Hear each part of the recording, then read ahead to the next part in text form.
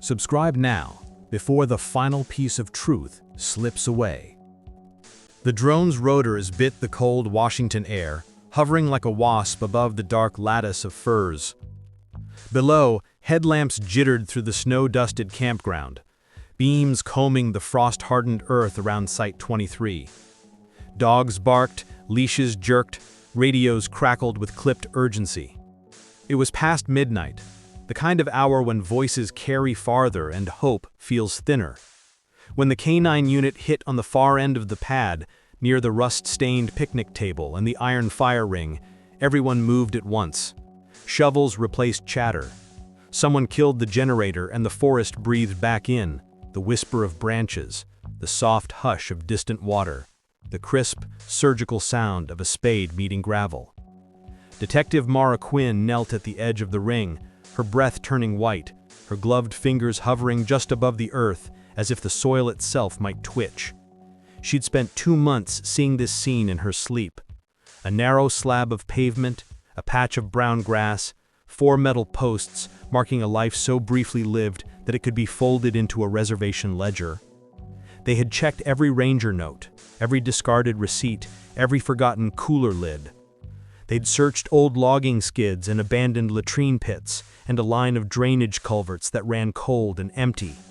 Again and again, the map always seemed to bend back to Site 23, Travis Decker's last recorded footprint. "Hold," Mara said. The word moved outward through the circle of people like a ripple. The spades stopped, the dogs paced, whining. The soil gave way in flakes, as if it had been turned and tamped months ago, the way a secret compacts under pressure. A deputy tapped his finger against something in the dirt. Not bone, a fabric edge. It was the color you never want to see in a place like this, the cheerful teal of a children's windbreaker. Mara's throat tightened. She didn't touch it. She didn't speak. She let evidence tech Ramirez brush the soil, bracket the corner with L-shaped rulers, take the photos. Movement above. Someone repositioned the drone and a rectangle of floodlights slid across the clearing like a page being turned. The jacket seemed to rise into that light, a timid wave from the ground. "Bag," Ramirez said softly. They didn't cheer. No one gasped. No one said, "We've got it." That is not how victory looks in a case like this. It's a small, aching thing that fits in an evidence bag and makes everyone feel worse.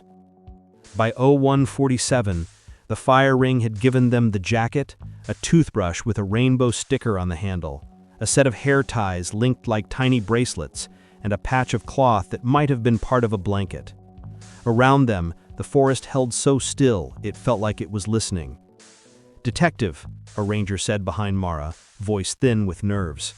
"We found this in the bear box." The ranger's flashlight beam slid across the inside of the steel cabinet.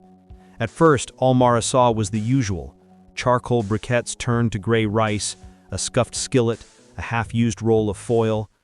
Then the beam stopped at a coffee can with its paper sleeve peeled off. The lid was taped. Evidence tape, not duct tape. She felt a strange chill of recognition. "Who sealed that?" she asked. "It was like this. We didn't touch it." Mara lifted the can carefully. It was heavier than it should have been. Ramirez peeled, photographed, and then eased the lid free. Inside was a sealed zip-top bag. Inside that, a phone. She cataloged the facts in a clean, clinical tone in her head.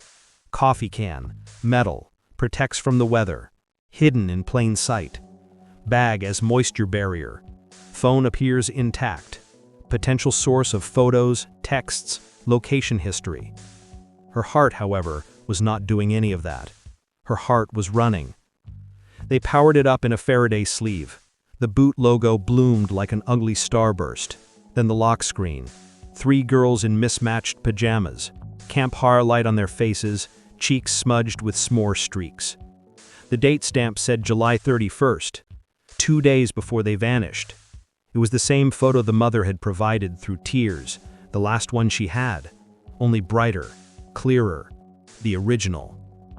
"Owner?" Ramirez murmured. Mara scanned the Appliker Helper app. The name read Wendy's phone. The mother's. Stolen then, or left behind? Weeks ago, in that stale August heat, when the air smelled like sun-softened pine sap and the place reeked of ordinary life, someone opened this bare box, put a coffee can inside, and sealed it like a message for later. For them. "Why is it here?" the ranger whispered, phrasing the question that had been parked between all their ribs for 60 days. Mara didn't answer. She looked past the ring of people to the black seam where the forest began. It looked like a mouth that had just closed. The press would not see the sight tonight. They'd see the snow dusting the trailhead boards in the morning, the red and white swaths of tape, the ranger's area closed for restoration sign hung with deliberate, hopeful lies. They would quote the word possible because it was safe in headlines, and they would guess with that careful, acceptable accuracy that says, "We are not monsters for imagining the worst." They would say suspect because that is how the system stays honest, and they would say father because that is how a nightmare gets its teeth. Mara stood beneath the generator's floodlight and dialed a number that would not ring. She dialed the mother's voicemail because ritual mattered.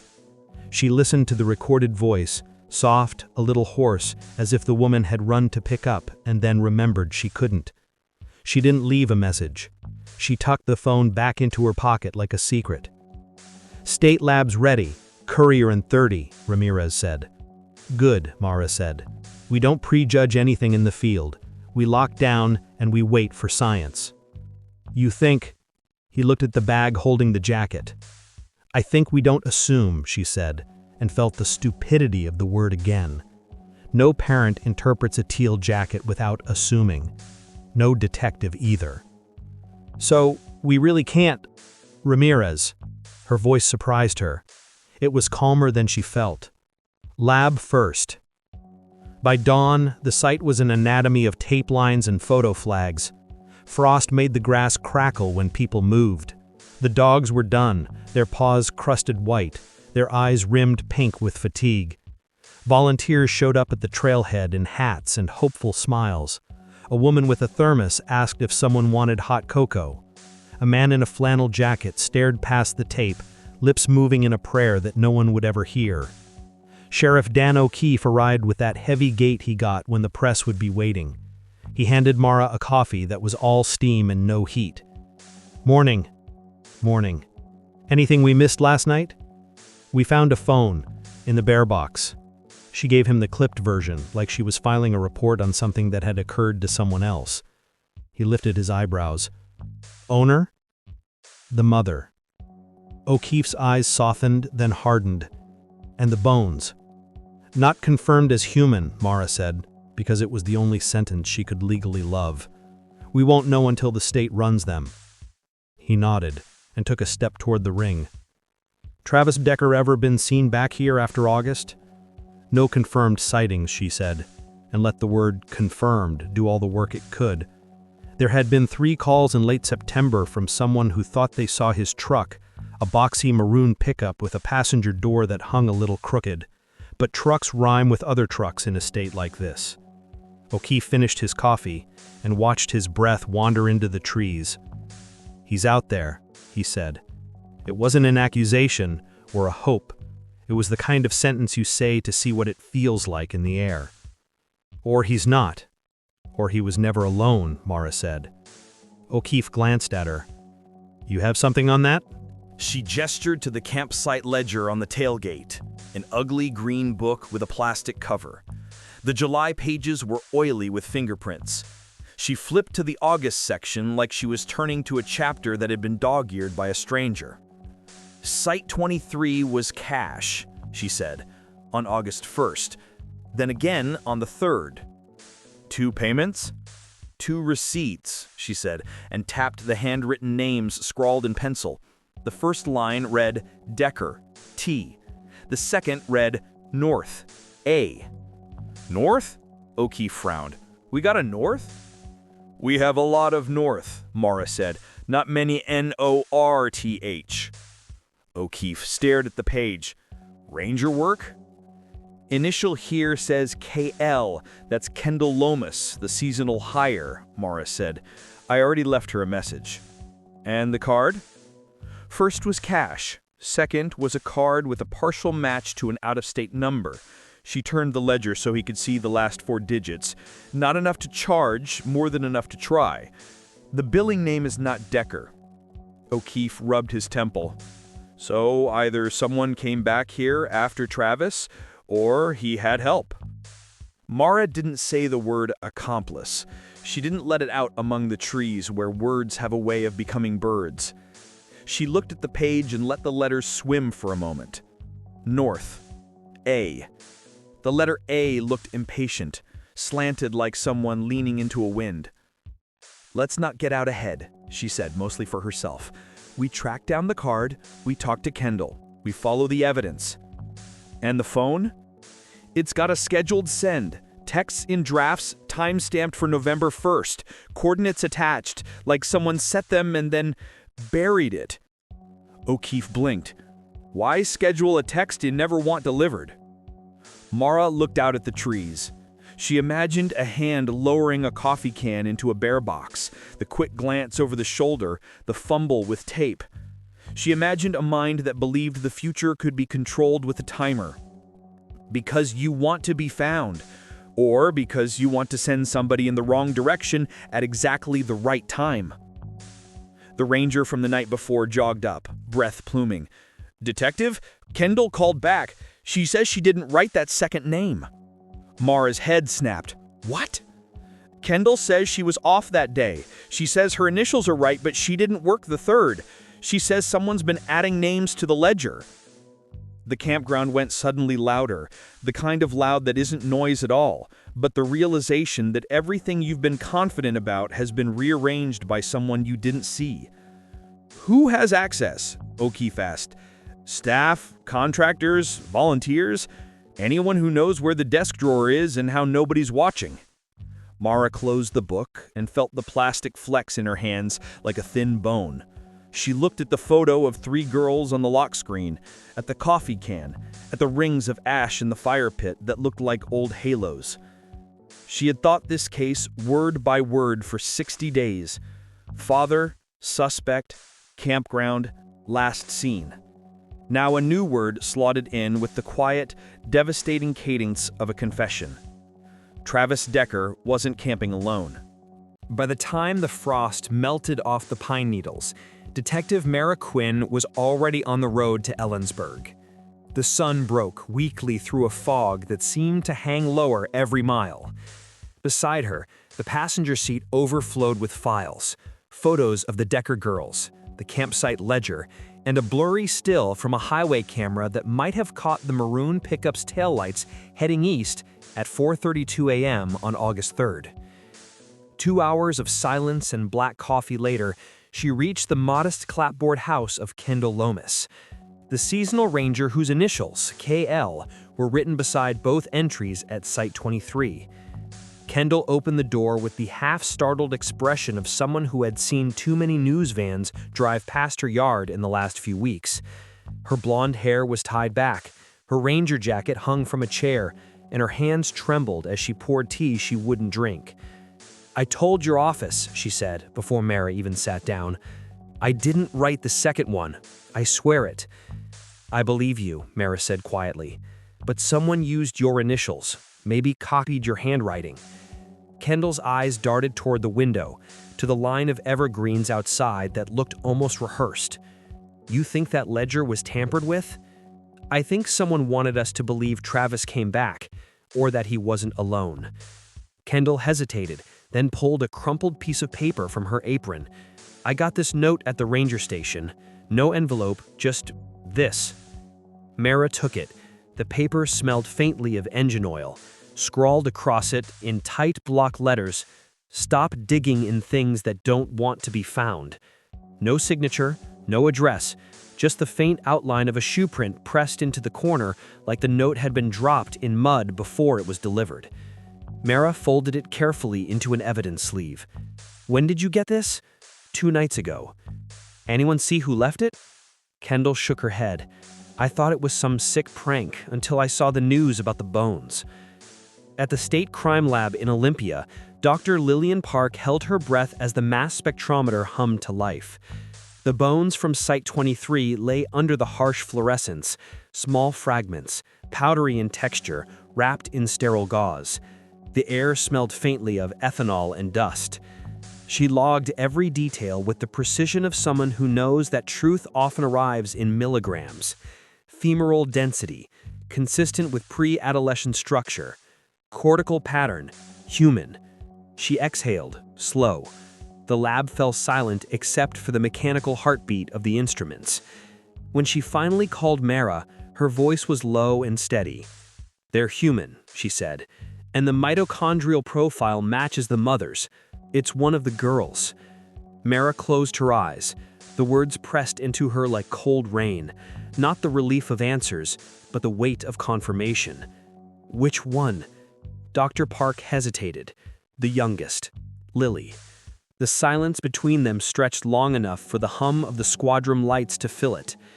That night, Sheriff O'Keefe convened the task force in the operations room, maps and aerial photos covering the walls like pieces of a puzzle that refused to fit. "The media's circling," he said. "We'll hold until the family's notified, but we need eyes on every angle of this." Mara leaned against the table, her thumb tracing the map edge of the Cascades.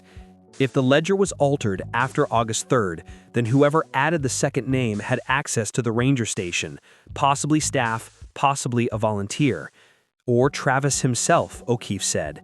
She shook her head. No, the mother's phone was sealed and left behind. The scheduled texts were set to send after Halloween. That means whoever buried it wanted us to find it now, not months ago. Ramirez chimed in. "So someone's staging this, playing director with the evidence." Mara nodded. "Exactly. And whoever they are, they know the Decker timeline better than we do." 2 days later, the call came from a hiker near Rimrock Lake. "Possible sighting," dispatch said. "Older pickup, maroon, parked half a mile off Forest Route 1206. Looks abandoned. No plates." Mara and Ramirez were there within an hour. The forest smelled of wet bark and gasoline. The truck sat crooked against a bank of moss, dust coating the windshield. A deer skull hung from the rearview mirror, a hunter's charm, or a message. Inside, a child's shoe, size 4, a map with red pen markings circling the campsite, and under the seat, a disposable camera wrapped in cloth. They logged it, tagged it, sealed it. But when Mara clicked through the camera's developed prints the next morning, her hands went still. One photo showed Travis Decker at the campsite fire, shirtless, holding a mug. The timestamp, August 2, 2025, 8:14 p.m. In the background, barely visible behind the smoke, another figure. A man, taller, wearing a ranger jacket with KL stitched on the chest. Kendall Lomas was already missing by the time they reached her house. The teacup still sat on the counter, half full. Her ranger jacket was gone. In the driveway, fresh tire tracks led into the forest road. O'Keefe stared at them, his jaw set. "She's running." Mara shook her head. "No, she's being hunted." The trees swayed under a rising wind as the first flakes of November snow began to fall. Somewhere beyond the tree line, a radio crackled, a single distorted voice cutting through static. "Unit 7, you're not supposed to be here." Then silence. Ramirez turned, confused. "Was that?" Mara didn't answer. She was staring into the woods, at a flicker of movement she couldn't quite name. A shadow slipping between trees, pausing just long enough to watch them back. That night, she pinned the developed photos across the evidence board. The room glowed in the cold blue of the desk lamp. Travis Decker, the children, the campsite, the second man. Underneath, she tacked the note found in Kendall's drawer. "Stop digging in things that don't want to be found." It wasn't a warning anymore. It was a challenge. Her phone buzzed on the desk, an unknown number. She hesitated, then answered. A man's voice, low, deliberate. "Detective Quinn, you're digging in the wrong grave." The line went dead, and in the dark reflection of the window, she saw it, the faint outline of a ranger's badge glinting just over her shoulder. She turned. No one there.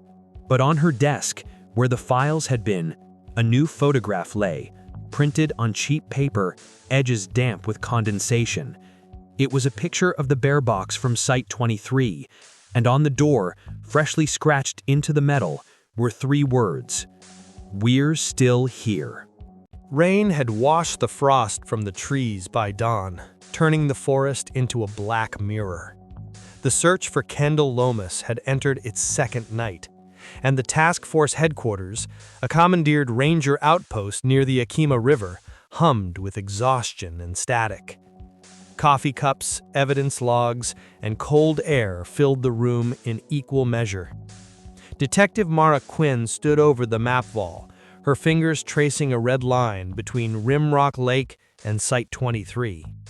Somewhere along that path, a ranger had vanished, and a father, maybe dead, maybe alive, had left his daughters to history. But there was still one gap in the puzzle: the phone's scheduled text. It was set to send at 11:45 p.m. November 1st, just 40 minutes away. Ramirez checked his watch. If that phone actually transmits, we'll get a GPS ping from wherever it's buried. Or from whoever's waiting to collect it, Mara said. The storm outside answered with a flash of lightning, the kind that makes you think the world's taking a photograph. At 11:42, the first alert came through. Latitude and longitude. The coordinates pointed back to the very heart of the Ohanepekish campground, 6 miles from Site 23. Same park system, Ramirez muttered. He's circling back. No, someone's bringing us back, Mara said. By the time they reached the site, rain had turned the earth into black glass. The headlights swept over empty picnic tables, puddles reflecting blue light, and a half-collapsed tent with its flaps torn. Then the radio hissed. "Unit 4, this is base. Motion detected on camera 2. Mara stopped cold. Camera 2 was one of theirs, a wildlife cam they'd installed days ago to monitor possible returns to Site 23. Ramirez played the feed on his tablet. Static, then a flicker. A figure in a ranger jacket walking into frame with a flashlight. The face partially turned toward the lens. "Pause it," Mara said. Ramirez froze the image. The man wasn't Travis Decker. He was older, bearded, heavier, the kind of man who'd blend into a work crew or a construction site. His jacket bore the initials KL, crudely stitched onto a square of fabric that didn't match the uniform. "He's wearing Kendall's name tag," Mara said. They followed the trail up a slope slick with mud. The wind clawed through the pines, carrying the faint metallic smell of decay. At the ridge, the beam of Mara's flashlight caught something. A shape wedged between rocks. A ranger's badge, bent and blood-stained. Ramirez lifted it carefully. "It's hers." Beside the badge, a wooden post jutted from the ground. A hand-carved sign nailed to it read North Jean Wildlife Research Area, Do Not Disturb. Mara's breath caught. North Jean. The same name that appeared in Travis Decker's old bank records, a private genetics firm that had funded local wildlife studies near the Cascades. The same company she'd seen on the background check of a subcontractor, Aaron North. North A, the second name in the campground ledger. The accomplice. She turned toward Ramirez. "This wasn't a missing persons case. It's a cover-up." By sunrise, the rain had stopped. A drone sweep of the ridge revealed a clearing, a makeshift lab tent hidden beneath camo tarp.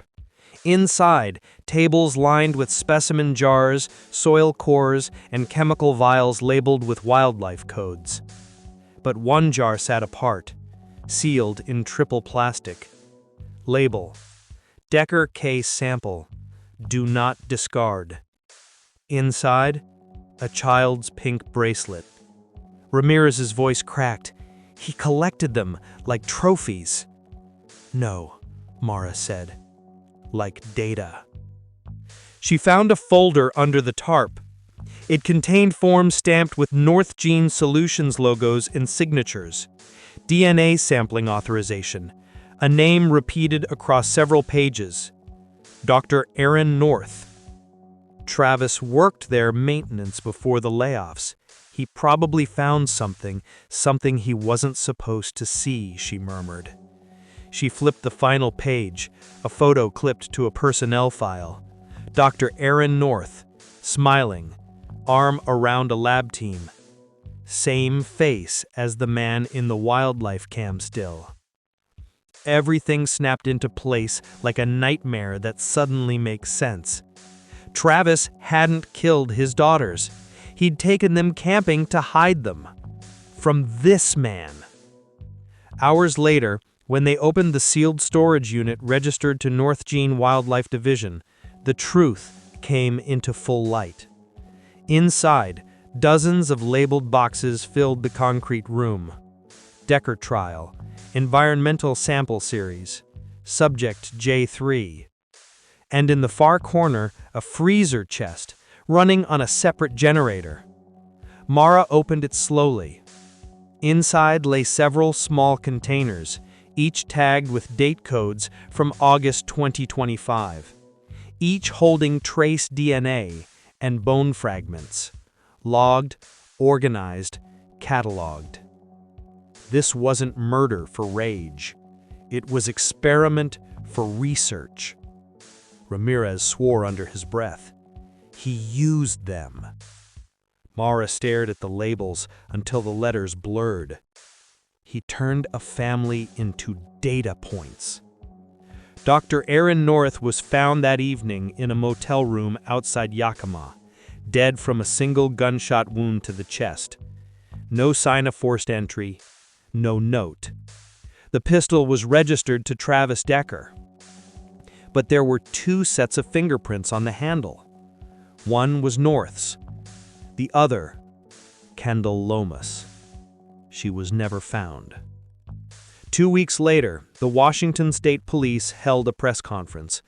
The official statement, "The remains found at Ohanepekish are confirmed to be one of the Decker children. The investigation continues." No mention of North Gene. No mention of the second name in the ledger. Afterward, Mara sat in her car outside the courthouse, rain sliding down the windshield in silver veins. The radio played the recording from dispatch, the last one received before the line went dead. That same distorted voice, now cleaned by the lab. "Unit 7, you're not supposed to be here."